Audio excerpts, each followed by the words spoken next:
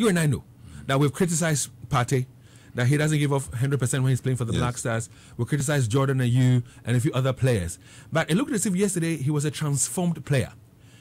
He was more committed to the game, and it came as no surprise to me that in the 10th minute, a strike from him resulted in the goal. What might have gone into all that? But David, it's one issue that one problem that I have with some of our professional players, especially those who play their trade outside. I mean, we see them week in, week out play for their clubs in Europe, and we see the way they play whenever they are playing for their clubs in Europe. Partey, for instance, play for Arsenal, and he's just pivotal in their midfield, plays alongside Granit Xhaka and sometimes Neni. And on any given day, Xhaka maybe sit out and then he may sit out, but Partey is a constant feature in Arsenal midfield. And we all see his output whenever he plays for Arsenal. So yesterday, for instance, I was saying that if we can get just a little about 55% of the performance of Partey, the output at Arsenal, if you replicate it in the Black Stars squad, we can get somewhere. Yesterday, that was the listener that said that at least we need about 55%, just a little about 50% from the performance at Arsenal. And yesterday, we all saw it. And sometimes some of these criticisms and sometimes some of these comments that we make, just like I was saying before George and Jerome came on, it's not because somebody hates anybody. Yeah. No. You want the best for the team. Yes. You love the team so much that you don't want to be hurt. Yes. It's not easy watching the game and things are not going well. Huh? Yes. So you see. But how comfortable were you when the changes were being made?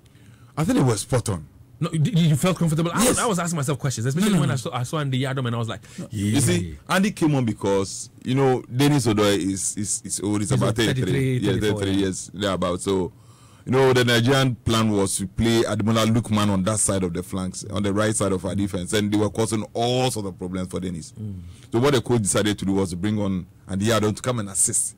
So Yadom was ahead of Dennis. Two at the same time, and it did a trick for us. What do you think went in that over Jordan then?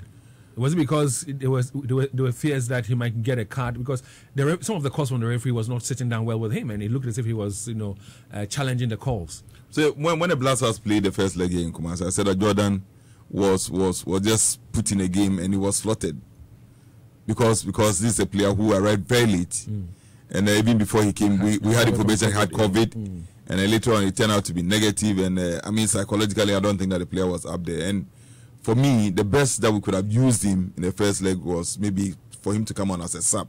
But we decided to use him, and we played almost the 90 minutes of the game, and we all saw the output. Yeah. In the second leg, the first 45 minutes, he was awful. I mean, he was losing the winning time. He was losing the ball. He was not tackling very well. He was not making the runs that we expect from Jordan. And I think he's even lucky to have played the 45 minutes. Okay. 0322083596 is the number you'll be calling us on.